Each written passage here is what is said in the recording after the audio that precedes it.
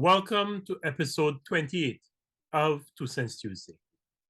Last week, in the space of 2 days, while many of us were debating whether young boys in our country should be allowed to wear their hair longer than 1 centimeter from their scalp in order to be admitted into class at the oldest boys' secondary school on our island, the United Kingdom changed both its head of government and its head of state.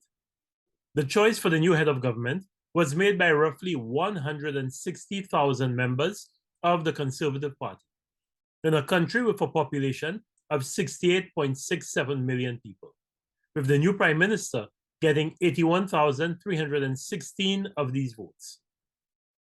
The new head of state was decided by succession when the country's longest reigning monarch died, and her eldest son immediately and automatically succeeded her.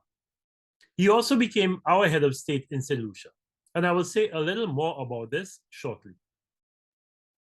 I never met Queen Elizabeth II, but I did meet the new king when, as Prince Charles, he was a guest speaker at an international meeting on organic farming in London that I attended in my capacity as the permanent secretary in the Ministry of Agriculture, Forestry and Fisheries. I remember at the conclusion of that meeting, we all had to pose for a group photograph with Prince Charles. And as luck would have it, I was positioned to stand next to the guest speaker. When I stood next to him, he looked at me, chuckled, and said to me, "I don't know that this is going to do your reputation any good." I laughed, surprised that he would engage in that type of self-deprecating humor. Unfortunately, despite the efforts of our then High Commissioner, the late Emmanuel Manny Cotter, I was never able to retrieve a copy of that photograph. Prince Charles was known internationally as an avid environmentalist, and I hope he carries that same enthusiasm and passion for environmental conservation, organic farming, and climate action into his new role as King Charles III. I was disappointed when I heard one of the commentators on BBC television suggest last week that as King Charles III, he could not continue to champion the causes that he took on as Prince Charles. I really hope he ignores that advice.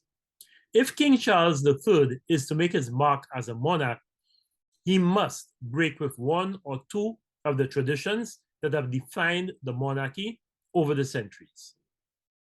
He must continue to passionately speak out in support of sustainability, environmental conservation, and urgent action on climate change.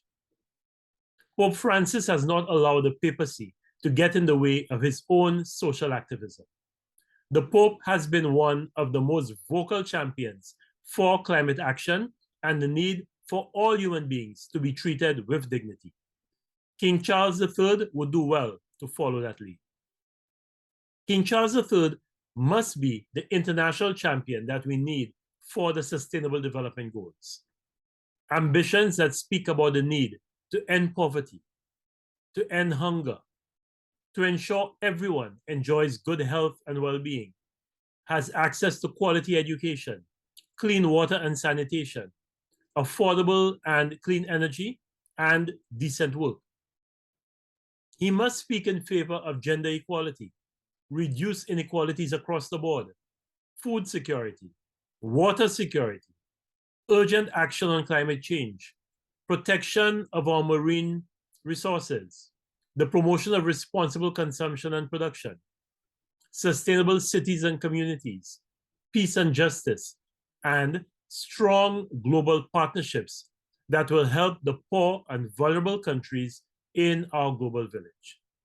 In short, we need him to champion the Sustainable Development Goals for the benefit of our people and our planet. The good thing is, these are all things that he espoused in different ways and through his various charities and trusts when he was Prince Charles. So, putting a crown on his head should not stifle or subdue him.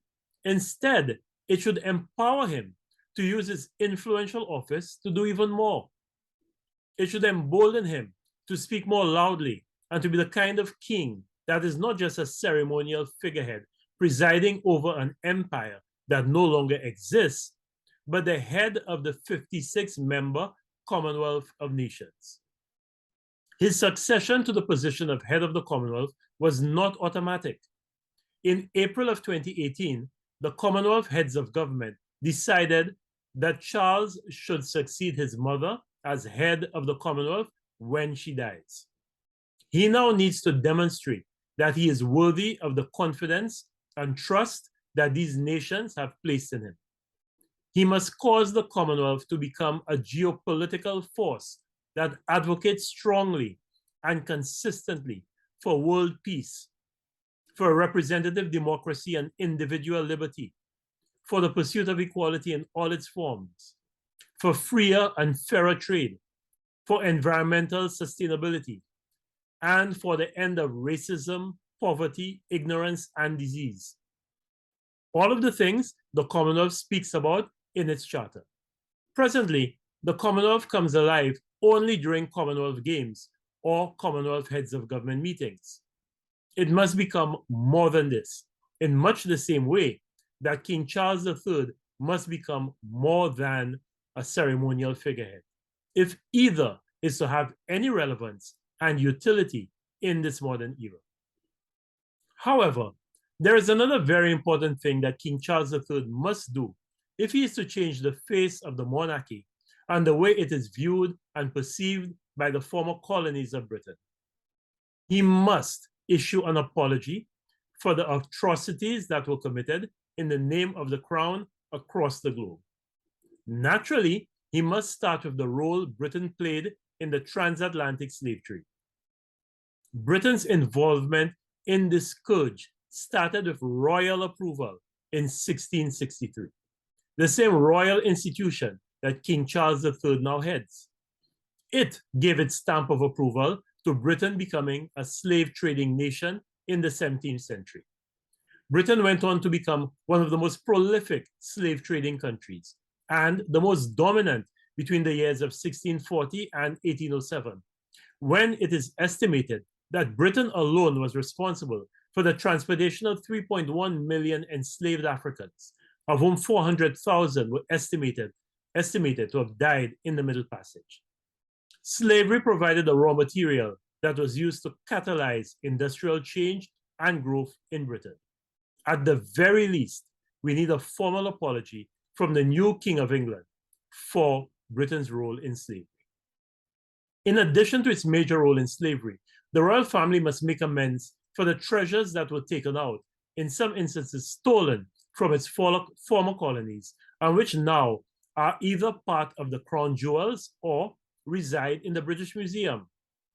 Precious items like the Great Star of Africa diamond, the world's largest diamond, valued at roughly 400 million US dollars, which was mined in South Africa in 1905, and according to reports, was either stolen or looted and is now in the Queen's scepter. Or the Koh-i-Noor, the Mountain of Light, the large colorless diamond that was found in southern India in the early 14th century and which is now part of the crown jewels. Or the Rosetta Stone that was taken out of Egypt and is now on display at the British Museum.